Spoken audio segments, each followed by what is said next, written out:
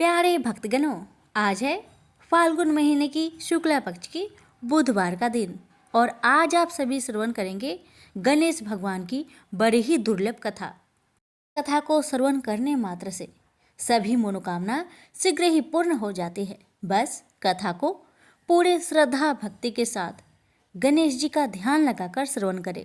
अगर आपको हमारी आज की कथा अच्छी लगे तो कमेंट बॉक्स में गणेश भगवान की जय अवश्य लिखें। प्रेम से बोलिए गणेश भगवान की जय। था प्राचीन समय की बात है कि एक बार नैमिषारण्य में सूत जी के पधारने पर ऋषि मुनियों ने उनका अभिवादन कर कहा, हे सूत जी, आप कथा वाचन में निपुण हैं, आप कृपया हमें सर्ग रचना की कथा सुनाइए। सुनकर सूत जी ने कहा, ब्रह्मा विष्णु महेश ब्रह्मा के ये 3 रूप है। मैं स्वयं उनकी शरण में रहता हूँ। यद्यपि विष्णु संसार पालक है और वह ब्रह्मा द्वारा उत्पन्न की गई सृष्टि का पालन करते हैं। ब्रह्मा ने ही सुर असुर प्रजापति तथा अन्य योनिज और अयोनिज सृष्टि की रचना की है। रुद्र अपने संपूर्ण कल्याणकारी कृत्य से सृष्टि की परिवर्तन का आधार प्रस्तुत करते हैं। पहले तो मैं तुम्हें बताऊंगा कि किस प्रकार प्रजाओं की सृष्टि हुई और फिर उनमें सर्वश्रेष्ठ देव भगवान गणेश का आविर्भाव कैसे हुआ। सृष्टि रचयिता ब्रह्मा ने जब सबसे पहले सृष्टि की रचना की तो उनकी प्रजा नियमानुसार पथ में प्रवृत्त नहीं हुई, वह सब अलिप्त रह गए। इस कारण ब्रह्मा ने सबसे पहले तामसी सृष्टि की, फिर राजसी, फिर भी इच्छित फल प्राप्त नहीं हुआ। जब राजोगुण ने तमोगुण को ढक लिया तो उससे एक मिथुन की उत्पत्ति हुई। ब्रह्मा के चरण से अधर्म और सिर से मनुष्य ने जन्म लिया। ब्रह्मा ने उस मलिन देह को 2 भागों में विभक्त कर दिया, एक पुरुष और एक स्त्री। स्त्री का नाम शतरूपा हुआ। उसने स्वयंभू मनु का पति के रूप में वरण किया और उनके साथ रमन करने लगी। रमन करने के कारण ही उसका नाम रति हुआ। फिर ब्रह्मा ने विराट का सृजन किया, तब विराट से बैराज मनु की उत्पत्ति हुई। फिर बैराज मनु और शतरूपा से प्रियव्रत और तानपाद 2 पुत्र उत्पन्न हुए और आकुति तथा प्रसूति नाम की 2 पुत्रियां उत्पन्न हुई। इन्हीं 2 पुत्रियों से सारी प्रजा उत्पन्न हुई। मनु ने प्रसूति को दक्ष के हाथ में सौंप दिया। जो प्राण है वह दक्ष है और जो संकल्प है वह मनु है। मनु ने रुचि प्रजापति को आपूति नाम की कन्या भेंट की। फिर इनसे यज्ञ और दक्षिणा नाम की संतान हुई। दक्षिणा से 12 पुत्र उत्पन्न हुए जिन्हें याम कहा गया। इनमें श्रद्धा, लक्ष्मी आदि मुख्य है। फिर इनसे यह विश्व आगे विकास को प्राप्त हुआ। अधर्म को हिंसा के गर्भ से निर्गति उत्पन्न हुई और अनिध नाम का पुत्र उत्पन्न हुआ। फिर इसके बाद यह वंश क्रम बढ़ता गया। कुछ समय बाद नील रोहित नील रूप प्रजाओं की उत्पत्ति हुई और उन्हें रुद्र नाम से प्रतिष्ठित किया गया। रुद्र ने पहले ही बता दिया था कि यह सब सत रुद्र नाम से विख्यात होंगे। यह सुनकर ब्रह्मा जी प्रसन्न हुए और फिर इसके बाद उन्होंने पृथ्वी पर मैथुनी सृष्टि की प्रारंभ करके शेष प्रजा की सृष्टि बंद कर दी। सूत जी के वचन सुनकर ऋषि मुनियों ने कहा, हे सूत जी, आपने हमें जो बताया है उसमें हमें बड़ी प्रसन्नता हुई है। आप कृपा करके हमें हमारे पूजनीय देव के विषय में भी बतलाए। जो देवता हमें पूज्य हो और उसकी कृपा से हमारे और आगे आने वाली प्रजाओं के कल्याणकारी कार्य संपन्न हो।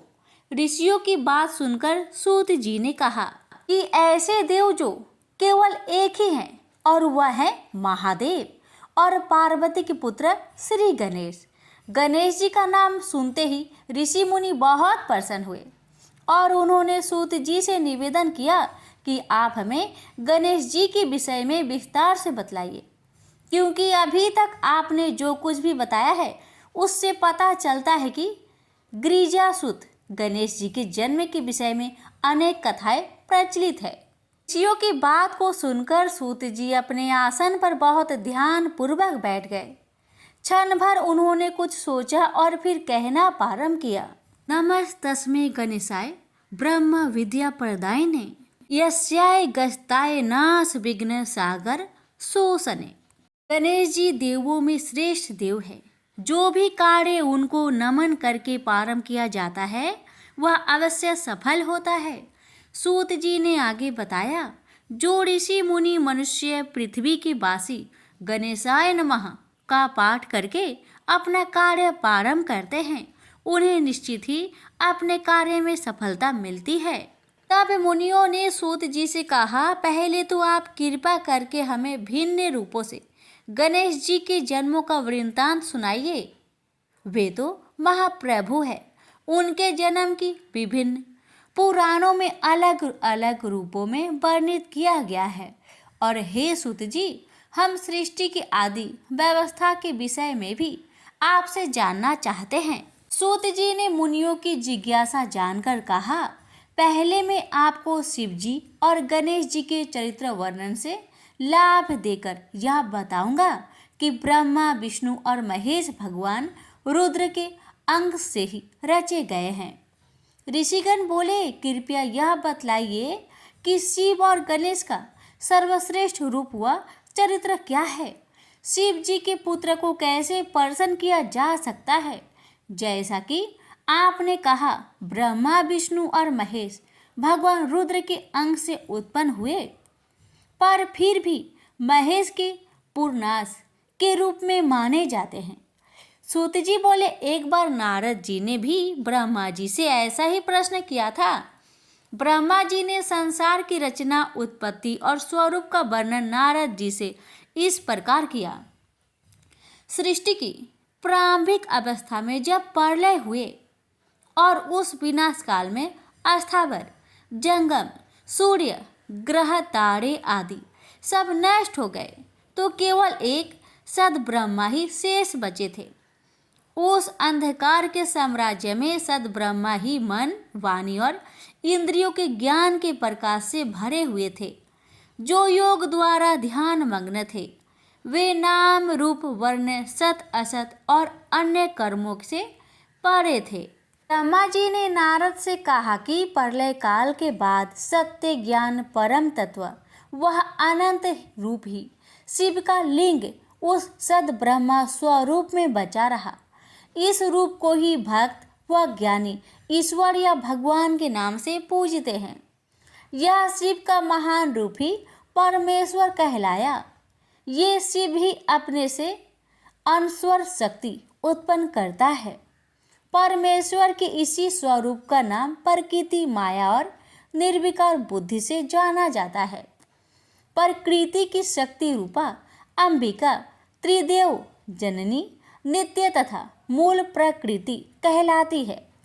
प्रकृति देवी है, वही परमेश्वरी कहलाई।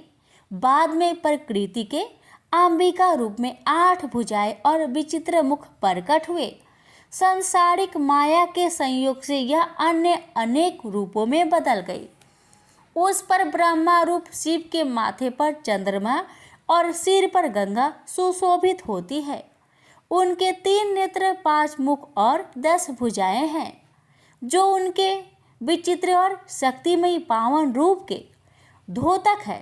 इन्होंने हाथ में त्रिशूल ले रखा है। वे काल स्वरूप भगवान और परमेश्वर है। काशी क्षेत्र शिव ने ही अपने शिव रूप में स्थापित किया है, जहाँ सदा शिव और पार्वती दोनों निवास करते हैं। यह क्षेत्र कभी भी उनसे रहित नहीं होता। यही कारण है कि यह अत्यधिक पावन और अभिमुक्त क्षेत्र कहलाता है। ब्रह्मा जी ने नारद जी से कहा कि शिव जी की इच्छा थी कि वे सृष्टि की रचना करें, पर उन्होंने इसका दायित्व अपने ऊपर नहीं लिया। अपने दक्षिण भाग के 10 मान से एक पुरुष का आविर्भाव किया। इस महान पुरुष का नाम शिव जी ने विष्णु रखा। और उन्हें गहन तपस्या करने का आदेश दिया। विष्णु जी बहुत समय तक तप में लीन रहे। फिर एक दिन शिव जी उन पर प्रसन्न हो गए, जिससे विष्णु जी के शरीर से अनेक जलधाराएं निकलने लगी। उन जलधाराओं को देख विष्णु जी उन पर मोहित हो गए और निश्चित होकर सो गए। नार अर्थात जल पर सोने के कारण संसार में उन्हें नारायण के नाम से पुकारा जाने लगा। उसी समय से विष्णु जी से ही सृष्टि के समस्त तत्वों का जन्म और उनका विस्तार हुआ। इस प्रक्रिया में प्रकृति के 3 गुण अहंकार, अहकार से 5 तंत्र मात्राएं शब्द, रूप, रस, गंध और पंचभूत पृथ्वी, जल, आकाश, तेज और वायु प्रकट हुए। उसके बाद 5 ज्ञानेंद्रिया नेत्र, कान, नाक, जीवा और त्वचा की उत्पत्ति हुई। फिर 5 कर्मेंद्रिया वाणी, चरण, हस्त, गुदा और उपस्थ उत्पन्न हुए। इस प्रकार शिव जी की इच्छा से ही 24 प्रकार का सार तत्व रूप प्रकट हुआ। नारायण के सो जाने पर शिव जी ने ही अपनी इच्छा से उनकी नाभि से एक कमल की उत्पत्ति की। उसी कमल से उन पर ब्रह्मा शिव जी ने ब्रह्मा अर्थात मेरी उत्पत्ति की। कुछ समय उपरांत मैंने अपने जनक अर्थात कर्ता को ढूंढने की कोशिश की, पर मैं उनका पता ना पा सका। फिर धीरे धीरे मैं नाल के सहारे ऊपर आ गया। बाहर आते ही मुझे एक आकाशवाणी सुनाई दी, जिसके अनुसार मैंने 12 वर्ष तक घोर तप किया। उस तप से प्रसन्न होकर विष्णु जी ने मुझे दर्शन दिए। ब्रह्मा जी कहने लगे कि नारद, मैं उन्हें पहचान नहीं पाया। उन्होंने अपने को मेरा पिता बताया, तो मैंने उनका तिरस्कार और अपमान कर दिया। हमारे बीच विवाद छिड़ गया और उसने एक संघर्ष का रूप ले लिया। उसी समय हम दोनों के बीच सहसा अस्तंभ रूप में एक लिंग प्रकट हुआ और हम दोनों ने युद्ध बंद करके उनसे उनका परिचय देने की प्रार्थना की। उस समय हमने ओम की गंभीर ध्वनि सुनी तथा शिवलिंग को विष्णु जी ने एक विशेष रूप में देखा। शिव जी ने अपना परिचय दिया। शिव जी के दक्षिण भाग में आकार, उत्तर भाग में उकार और मध्य भाग में मकार को देखा। सत्य आनंद रूप पर ब्रह्मा ही ओम के रूप में दिखाई दे रहा था। ब्रह्मा जी ने आगे कहा कि तभी एक महात्मा वहां आए और कहने लगे कि ओम शिव जी का ब्रह्म स्वरूप है और अगोचर, अनंत और अगम है। ओम के अ, उ और म वर्ण ब्रह्मा, विष्णु और महादेव के प्रतीक है। ये तीनों रूप ही प्रकृति में सम्मोहन, अनुग्रह और कर्मों के प्रतीक है। ब्रह्मा जी ने नारद जी से कहा, इन तीनों रूपों में आकर बीज है। उकार कारण रूपी योनि है और मकार बीजी है। महेश्वर की इच्छा से बीजी बीज योनि में गिरकर चारों दिशाओं में विकसित होने लगा। उससे एक स्वर्ण रूप अंड उत्पन्न हुआ और वह अनेक वर्षों तक जल में स्थित रहा। बाद में इसके 2 भाग हो गए। ऊपर के भाग से स्वर्गलोक की उत्पत्ति तथा निचले भाग से भूलोक प्रकट हुए। उस अंड से ही शिव जी की आविर्भाव हुआ है। ब्रह्मा शिव जी के ही तीनों रूपों ब्रह्मा, विष्णु और महेश के स्वरूप है। मैंने और विष्णु जी ने वेद मंत्रों से उनकी स्तुति और भक्ति की। शिव जी अपना दिव्य रूप कांतिमय 10 भुजा और 5 मुख लेकर सामने प्रकट हुए। उन्हें देखकर हमें बड़ा संतोष मिला। शिव जी की कृपा से ही 48 अक्षरों वाला गायत्री मंत्र, शिव मंत्र, मृत्युंजय मंत्र, चिंतामणि मंत्र तथा दक्षिण मूर्ति मंत्र उत्पन्न हुए। मैं और मेरे कर्ता विष्णु उनकी स्तुति में संलग्न हो गए। ब्रह्मा जी ने इस प्रकार नारद जी से शिव के दिव्य व महान रूप की चर्चा की। विष्णु जी की भक्ति और स्तुति से भगवान शंकर बहुत प्रसन्न हुए। तभी विष्णु जी ने उनसे पूछा कि आप किस प्रकार प्रसन्न होते हैं और आपका दिव्य रूप और चरित्र क्या है? कृपया अनुग्रह करके आपका सारा विवरण मुझे सुनाइए। भगवान शंकर ने कहा कि एक समय की बात है, नारद जी हिमालय की सुंदर कंदराओं में बैठकर घोर तपस्या करने लगे। वे ब्रह्मा शिव की भावना से समाधि में लीन हो गए और ब्रह्मा विधान को अपनाया। नारद जी के तपस्या को देख इंद्र चिंतित हुए और कामदेव से सहायता मांगी, क्योंकि इंद्र को यह डर था कि नारद तब सफलता पाकर कहीं मेरा ही पद ना छीन ले। इंद्र के कहने पर कामदेव ने अपने समस्त क्रियाकलापों द्वारा नारद जी के तपस्या क्षेत्र में जाकर उनकी तपस्या भंग करने का अथक प्रयास किया, पर नारद जी तनिक सा भी विकार उत्पन्न न हुआ। शिव जी ने भी नारद के तप को बनाए रखने में कामदेव के प्रयासों को असफल कर दिया और वह सारा क्षेत्र कामदेव के प्रभाव से रहित कर दिया। अंततः नारद जी अपनी तपस्या में सफल हो गए। जब कामदेव की असफलता का समाचार इंद्र को मिला तो वह स्वयं नारद जी की प्रशंसा करने के लिए उनके पास गए। नारद जी में भी काम और गर्व की भावना उत्पन्न हो गई और वे शिव जी के पास जाकर अपनी काम विजय की स्वयं प्रशंसा करने लगे। शिव जी ने नारद जी को आत्म प्रशंसा और अपना प्रचार न करने की सलाह दी, पर नारद जी ने उनका यह परामर्श नहीं माना। शिव जी के पास से नारद जी ब्रह्मा के पास चले गए। हाँ भी उन्होंने अपनी काम विजय की प्रशंसा की। उसके बाद भ्रमण करते हुए वे विष्णु लोक भी गए। सब स्थानों पर जाकर अहंकार बस काम विजय की कथा सुनाई। विष्णु लोक में नारद जी का भरपूर स्वागत हुआ। उनके ज्ञान, वैराग्य और तप की प्रशंसा की गई और मन ही मन शिव जी की स्तुति भी। परंतु नारद जी का अहंकार और मद इतना बढ़ रहा था कि उसका नाश होना अवश्य हो गया। विष्णु जी और शिव जी ने मिलकर उनके अहंकार को नष्ट करने हेतु एक योजना बनाई। नारद जी के मार्ग में उन्होंने एक सुंदर नगर बसाया। उसके शासक नीलनिधि की अनुपम सौंदर्यमयी कन्या का स्वयंवर करवाया गया। भ्रमण करते करते जब नारद जी वहां पहुंचे तो उस आदित्य रूपसी कन्या ने उन्हें प्रणाम किया। नारद जी उस सुंदर कन्या पर शीघ्र ही मुग्ध हो गए। उस कन्या की भाग्य रेखाओं में नारद जी ने पढ़ा कि उसका पति अजय होगा। बस फिर क्या था, वे उसे पाने को लालायित हो उठे। उसे प्राप्त करने की तीव्र इच्छा लेकर वे विष्णु जी के पास गए। उन्होंने उस कन्या को वरण करने की बात विष्णु जी से कही और साथ ही उनका रूप मांगा। तब विष्णु जी ने प्रसन्न होते हुए नारद जी को वानर रूप देकर उनका मोह भंग करने का प्रयास किया। नारद जी वानर रूप लेकर नीलनिधि के यहाँ स्वयंवर में जा उपस्थित हुए। नारद जी खुशी खुशी स्वयंवर के स्थान पर पहुँचे। शिव जी की अद्भुत शक्ति के कारण वहां उपस्थित राजाओं ने नारद जी को उनके वास्तविक रूप में ही देखा। शिव जी के दो गण भी वहां ब्राह्मण भेष में उपस्थित थे। वे गण नारद जी से परिहास करने लगे।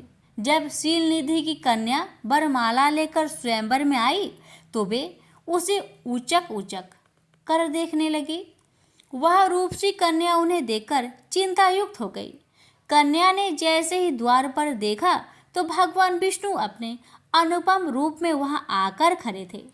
कन्या ने शीघ्र से वरमाला उनके गले में डाल दी। यह सब देखकर नारद बहुत दुखी हुए तथा शिव गणों के कहने पर उन्होंने जल में अपना प्रतिबिंब देखा। बस फिर क्या था, नारद जी क्रोध व दुख से पीड़ित सीधे विष्णु जी के पास जा पहुंचे और स्त्री वियोग से दुखी रहने का श्राप उन्हें दे दिया।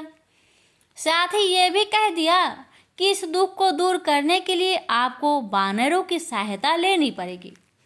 शिव जी के माया चक्र को समझते हुए विष्णु जी ने उस श्राप को भी सिरोधार्य कर लिया। नारद जी के घमंड को चूर चूर करने के लिए ही शिव जी ने अपना माया जाल फैलाया था। जैसे ही नारद जी को अपनी स्थिति का ज्ञान हुआ तो वे अपने आचरण के लिए विष्णु जी के चरणों में गिरकर क्षमा मांगने लगे। भगवान शंकर का माया जाल भी नारद जी की समझ में आ गया। नारद जी को यह जानकर बहुत आश्चर्य हुआ कि भगवान त्रिपुरारी के आदेश पर ही ब्रह्मा, विष्णु तथा अन्य देवता कार्य करते हैं। शिव ही आदि और मूल रूप है, वही तीनों रूपों में प्रख्यात है। सृष्टि के जन्मदाता ब्रह्मा, पालनकर्ता विष्णु और संहारकर्ता महेश या रुद्र। शिव जी को रुद्राक्ष और भस्म धारण करके पूजने से वे प्रसन्न होते हैं तथा साधक का अज्ञान भी दूर होता है। भगवान नारायण ने कहा, हे मुनिवर, आप शिव जी के शरण में जाइए, वह आपका कल्याण जरूर करेंगे। ब्रह्मा जी से शिव स्रोत का पाठ सुनिए और शिव जी की वंदना कीजिए। नारद जी ने ब्राह्मण वेशधारी गणों को भी देखा। उन्हें अपने द्वारा गणे को दिए गए श्राप पर अत्यंत खेद हुआ, पर उनकी वाणी असत्य तो हो नहीं सकती थी। अतः नारद जी ने गणों के उद्धार के लिए उपाय बताया। नारद जी ने कहा, हे गण, तुम किसी श्रेष्ठ मुनि के घर जन्म लेकर राक्षस बनोगे और तुम्हें अतुल बल, प्रताप और ऐश्वर्य प्राप्त होगा। शिवगण उनकी आशीष वाणी को सुनकर प्रसन्न होकर चले गए।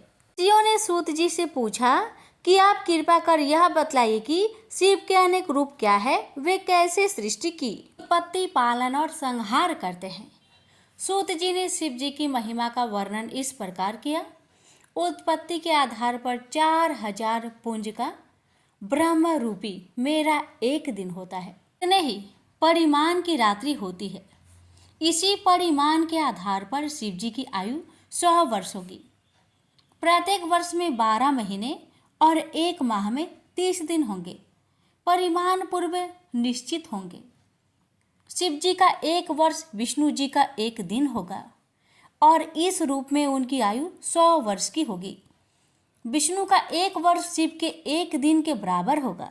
इसी कर्म में विष्णु 100 वर्ष के हो जाएंगे। रुद्र जी का 1 सांस ब्रह्मा, विष्णु और हर गंधर्व है। राक्षस तथा सर्पों का 2100 अहोरात्र का परिमाण होगा। रुद्र जी के श्वास लेने से 1 पल व्यतीत होता है और इस प्रकार 60 पलों की 1 घड़ी और 60 घड़ियों का रुद्र का 1 दिन होगा। रुद्र के श्वास लेने की संख्या में कोई गिनती होती ही नहीं और जब सारी सृष्टि भी समाप्त हो जाएगी तो केवल रुद्र ही रहेंगे और शासन करेंगे। विष्णु जी ने नारद जी को समझाया था कि आप शिव जी की अर्चना और पूजा कीजिए तो आपका कल्याण होगा। ऐसा कहकर विष्णु अंतर्ध्यान हो गए। नारद जी पृथ्वी पर आकर विभिन्न स्थानों पर जाकर शिवलिंगों की पूजा करने लगे, जहाँ पर ही ब्राह्मण वेशधारी गण भी नारद जी को मिले थे, जिन्हें उन्होंने श्राप के उद्धार का उपाय बताया था। ब्रह्मा जी और विष्णु जी ने सदा ही शिव जी की आज्ञा को शिरोधार्य किया। इससे शिव जी संतुष्ट होकर अंतर्ध्यान हो जाते हैं। इस वृत्तांत को सुनकर सूत जी बोले कि तभी से संसार में शिवलिंगों की पूजा होती है। सर्वप्रथम ब्रह्मा और विष्णु ने लिंग पूजा को अपनाया था।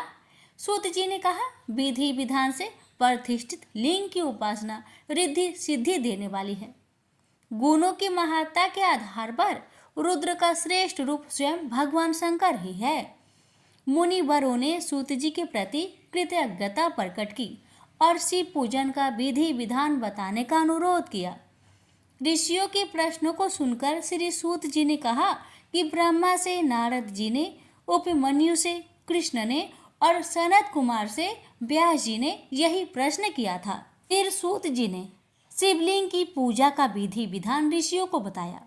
प्रत्येक दिन ब्रह्मा मुहूर्त में उठकर शिव भक्त को शिव गुरुदेव और तीर्थों का स्मरण करते हुए शिव स्रोत का पाठ करना चाहिए। नित्य कर्म व स्नान आदि से निवृत्त होकर सर्वप्रथम गणेश जी की पूजा करनी चाहिए। उसके पश्चात शिवलिंग की स्थापना करके 3 बार प्राणायाम और 3 बार आचमन करें। ओम त्र्यंबक यजामहे मंत्र उच्चारण करके शिव जी का ध्यान करना चाहिए। फिर प्रणव मंत्र से षड्न्यास करते हुए शिव जी की पूजा आरंभ करें। शिव भक्त वेद मंत्र का उच्चारण करते हुए सहस्त्र जलधारा शिवलिंग को स्नान कराए, चंदन पुष्प मालाएं अर्पित करते हुए प्रणाम करें। अंजलि में पुष्प लेकर आप्त काम होने, इच्छित फल पाने की कामना करते हुए शिवलिंग पर फूलों की वर्षा करे। मन से आराधनों की क्षमा याचना करके आचमन करे। फिर अपनी कार्य सिद्धि के लिए प्रयास करे। निश्चय ही शिव जी उन भक्तों पर कृपा करते हैं। पूर्व समय की बात है कि संसार के दुखों और कष्टों को देखकर ब्रह्मा जी के मन में उपकार का विचार आया। वे अन्य देवताओं को लेकर विष्णु के पास गए। वहां जाकर ब्रह्मा जी ने विष्णु से प्रश्न किया कि दुरित विनाश के लिए किस देवता की पूजा करनी चाहिए। विष्णु जी बोले कि बस एक भगवान रुद्रदेव ही है, जो सब दुखों का निवारण करते हैं। वे ही पूजनीय व सेव है। शिव जी की पूजा से मनुष्य के सभी दुरित नष्ट होते हैं और सुख व मुक्ति के मार्ग सुलभ हो जाते हैं। फिर विश्वकर्मा जी ने विष्णु जी के आदेश से अनेक शिवलिंगों की रचना की और उन्हें विभिन्न देवताओं को दे दिया। जब देवताओं को शिवलिंग की प्राप्ति हो चुकी तो विष्णु जी ने ब्रह्मा की प्राप्ति के लिए प्रतिमा पूजन की साधन बताया। जैसे जल को सींचने से शाखाएं हरी भरी हो जाती है, वैसे ही शिवलिंग की पूजा से सभी देवता प्रसन्न हो जाते हैं।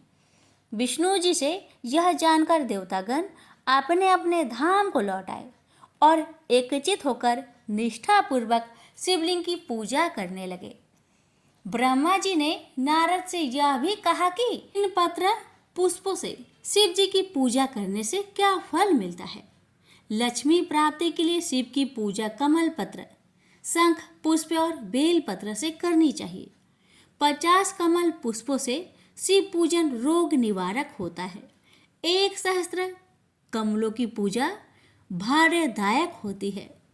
मुक्ति के इच्छुक को कुशा से, आयु के इच्छुक को ध्रुवा से तथा पुत्र के इच्छुक को धतूरे से शिवलिंग की पूजा करनी चाहिए। शत्रु नाशक के लिए शिव जी की पूजा आग के फलों से करनी चाहिए। प्रताप का इच्छुक भी आग से पूजा करे। कनेर के पुष्पों से की गई पूजा दरिद्रता दूर करती है। हर श्रृंगार के पुष्पों से की गई पूजा सुख समृद्धि प्रदान करती है। शत्रु की मृत्यु के लिए राई के पुष्पों से पूजा करनी चाहिए। की और चंपा के पुष्प शिव पूजा का विधान से बहिष्कृत है।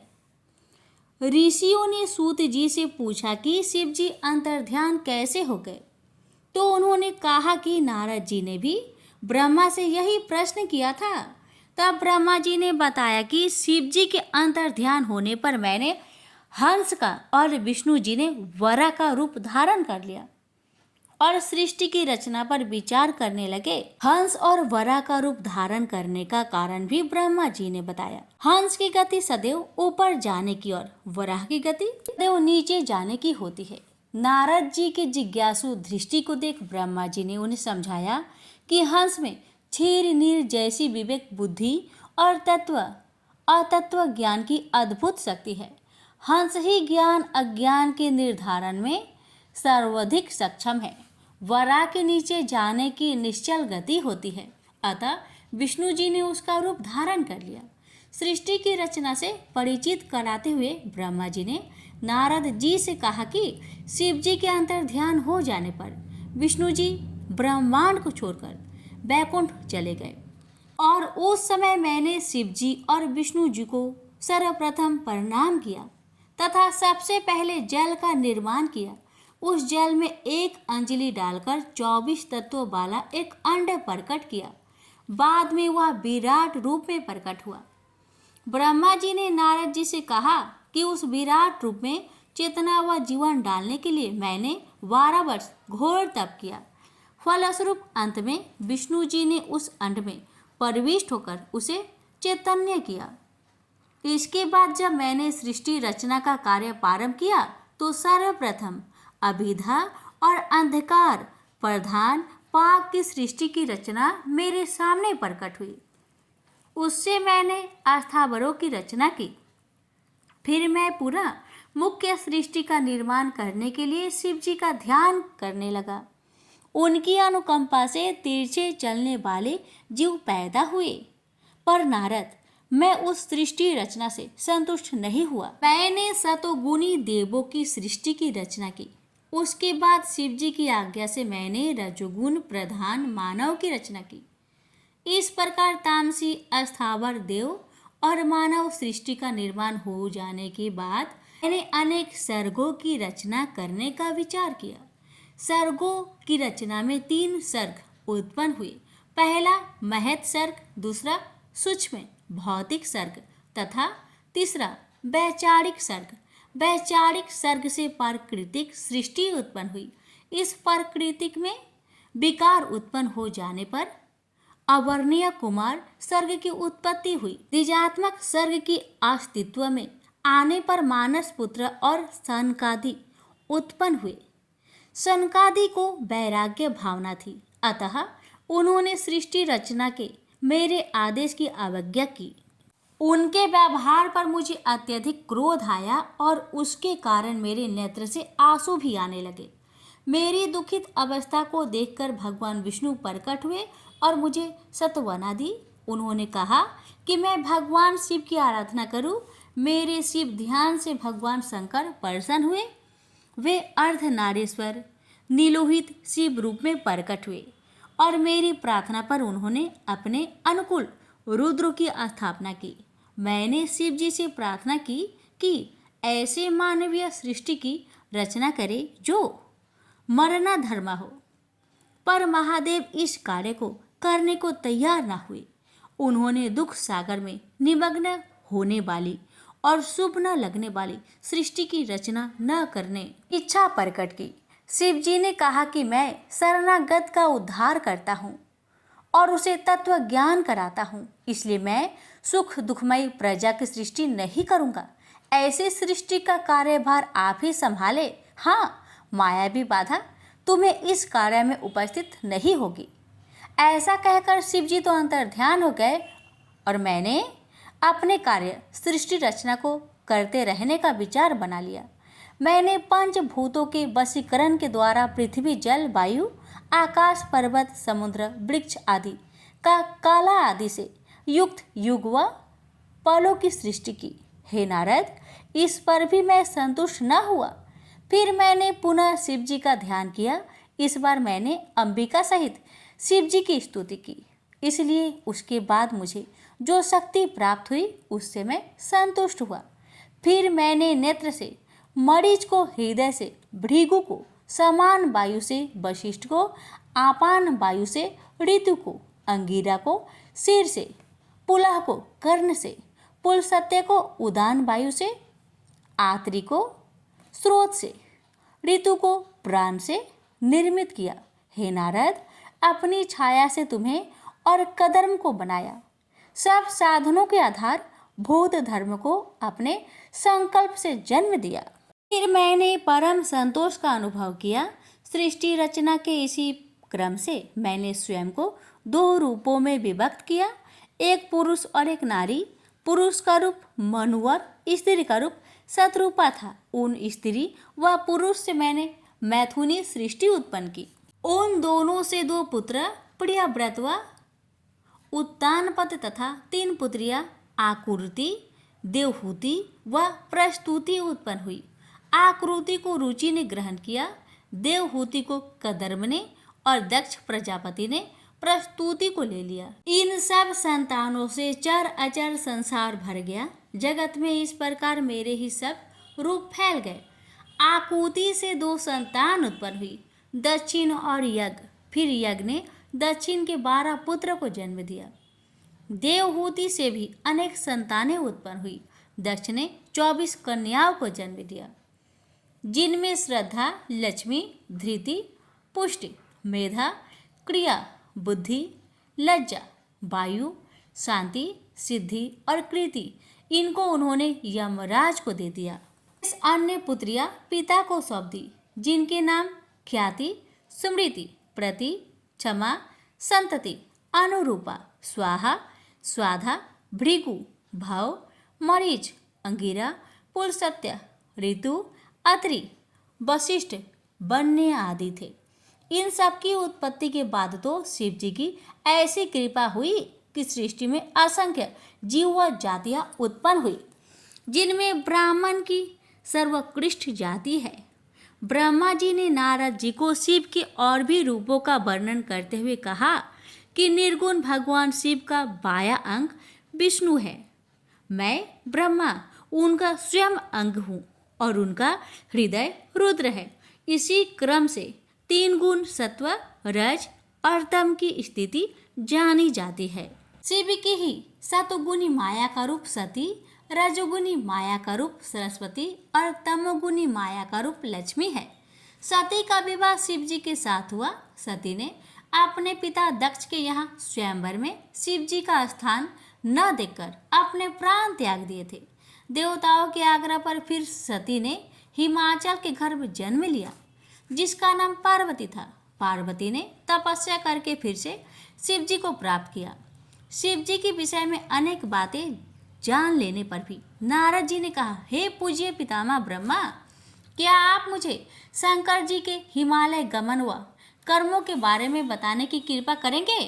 ब्रह्मा जी ने कहा कि पूर्व समय में कौंपिल्य नगर में यज्ञदत्त नाम का पुरोहित रहता था, जो वेदांत का ज्ञाता और महान विद्वान था। वह अपनी विद्वानता के लिए प्रसिद्ध था। उसकी महानता का यश चारों ओर फैला था। गुणनिधि नाम का उसका एक पुत्र था। गुणनिधि का चरित्र अपने पिता के बिल्कुल विपरीत निकला। बचपन से ही गुणनिधि बुरी संगत में पड़ गया। जुआ, चोरी और नशे के दुर्गंध उसमें पड़ गई। वह जुआ खेलने के लिए घर का सामान चुरा चुरा कर ले जाने लगा। गुणनिधि की माता ने यह सब उसके पिता से छिपाया। जब भी यज्ञदत्त अपने पुत्र के विषय में कोई बात पूछता अथवा कहता तो वह कह देते कि गुणनिधि देव पूजन, विद्या अध्ययन और सत्कर्मों में लगा है। गुणनिधि की वयस्क होने पर उसका विवाह हुआ, पर माता के बार बार समझाने पर भी उसने अपने दुष्कर्म नहीं छोड़े। वह और अधिक जुआ व मदिरापान करने लगा। माता ने कहा, पुत्र, यदि राजा को तुम्हारे दुष्कर्म का पता चल गया तो वे तुम्हारे पिता को आजीविका से निकाल देंगे, जिसके कारण तुम्हारे पिता को अत्यधिक दुख व कष्ट होगा। लेकिन पुत्र ने माता का कहना भी नहीं माना। जब भी यज्ञदत्त ने पुत्र के विषय में जानकारी लेनी चाहिए, माता बहाने बनाकर बात टाल देती। प्रतिदिन वह घर के आभूषण बेचकर जुआ खेलता रहता। माँ सिर पीट लेती। काश मैंने उनसे कुछ न छिपाया होता। एक दिन यज्ञदत्त ने अपने एक मूल्यवान अंगूठी एक जुआरी के हाथ में देखी। पूछने पर जुआरी ने गुणनिधि का सारा भेद खोल दिया। इससे पिता को अत्यधिक क्षोभ हुआ, खेद हुआ। पिता ने घर आकर पत्नी से उसी अंगूठी की मांग की। पत्नी तरह तरह के बहाने बनाने लगी। यज्ञदत्त ने पत्नी को डांटा और बुरा भला कहा। कि यज्ञदत्त ने कहा कि इससे तो मैं पुत्रहीन होता तो भला था। अपने पिता के विवशता भरे आंसू देखकर गुणनिधि को बड़ी लज्जा आई और वह चिंता से भर गया। इसी गलाने में वह घर छोड़कर कहीं चला गया। भूखा प्यासा अपने किए पर पश्चाताप करने लगा। घूमते घूमते वह एक नगर पहुंचा। शिवरात्रि का दिन था। शिव भक्त शिवालय की ओर जा रहे थे। गुणनिधि भी उनका पीछा करते करते शिवालय पहुंचा। शिव भक्त पत्र, पुष्प और मीठे भोजन से भगवान शंकर की पूजा अर्चना करने लगे। गुणनिधि छिपा छिपा सब देख रहा था। वह भूख व प्यास से व्याकुल था, अतः सुगंधित भोजन ने उसे आकर्षित किया। जब शिव भक्त नित्य गायन आदि समाप्त करके सो गए तो गुणनिधि ने अपने दुपट्टे की रस्सी बनाई और दीपक में जलाकर शिव जी के लिए निर्मित वस्तुओं को लेकर भागने की चेष्टा की। अभी उसका पैर एक शिव भक्त से जा टकराया। वह चिल्ला उठा, चोर चोर, पकड़ो पकड़ो। इसी पकड़ ढकर में गुणनिधि की मृत्यु हो गई। यमराज के यमदूत उसे पकड़ने आए तो शिवगणों ने उन्हें गुणनिधि को ले जाने से रोका और उसे शिवलोक ले जाने लगे। यमदूतों व गणों में काफी विवाद हुआ। गुणनिधि के पाप कर्मों से यमदूतों ने शिवगणों को अवगत कराया, परंतु शिवगणों ने कहा कि इसने श्रद्धा पूर्वक शिव पूजन देखा है कीर्तन भजन सुना है, अपने दुपट्टे से दीपदान किया है, अतः इसके पाप कर्म समाप्त हो गए। यमदूतों ने अपनी पराजय स्वीकार कर ली। यमदूत धर्मराज के पास गए और समूचा वृत्तांत उन्हें कह सुनाया। धर्मराज भी कहने लगे कि मैं अपनी सब आज्ञाओं का उल्लंघन सहन कर सकता हूँ, पर विभूतिधारी, रुद्राक्षधारी, त्रिपुंडधारी शिव में आसक्त रखने वाले व्यक्ति को कभी भूल कर भी यहाँ न लाना। जो शिव जी में आस्था रखता है उसे सदा शिवलोक में भेजने की मेरी अस्थायी आज्ञा है। शिवलोक में पहुंचकर काफी समय तक गुणनिधि सुख भोगता रहा। उसके बाद कलिंग नरेश आदि रम के घर दम नामक पुत्र के रूप में उत्पन्न हुआ। वह बालपन से ही शिव जी की आराधना करने लगा। वह इतना पक्का शिव भक्त हुआ कि पिता की मृत्यु के बाद दम यानी गुणनिधि ने देवालय में दीपदान का राजकीय आदेश दे दिया। मृत्यु के उपरांत वही दम शिव जी की कृपा से अलका देश का शासक बना, जो पिछले जन्मों में गुणनिधि था। अलका प्रदेश का राजा बनने के बाद गुणनिधि निरंतर शिव जी की आराधना में लीन रहने लगा। उसने 11,000 वर्षों तक तप करके शिव जी को ऐसे प्रसन्न किया कि वे उसे देवी अंबिका सहित वरदान देने अलकापुरी आए। तब भगवान शिव ने ध्यान मग्न अपने भक्त गुणनिधि को आंखें खोलने के लिए कहा। गुणनिधि ने अपने नेत्र खोलकर भगवान शंकर व माता पार्वती के दर्शन किए। भगवती उमा के अनुपम रूप, सौंदर्य और सौभाग्य को देखकर गुणनिधि को विस्मय हुआ। उसकी कुदृष्टि माता पर पड़ी। भगवती ने उसे बाएं नेत्र से अपने को घूरते हुए पाया तो शिव जी की ओर जिज्ञासा पूर्वक देखा, पर शिव जी से उन्हें पता लगा कि वह उनका पुत्र है और उनके सौभाग्य की प्रशंसा कर रहा है। फिर गुणनिधि ने उनके चरण स्पर्श किए। शिव जी ने प्रसन्न होकर गुणनिधि को यक्ष कुबेर बनने का वरदान दिया। साथ ही यह आज्ञा दी कि अलकापुरी को अपना स्थायी निवास स्थान बना ले। गुणनिधि श्रद्धा पूर्वक चरण स्पर्श करता हुआ माता के चरणों में गिर पड़ा।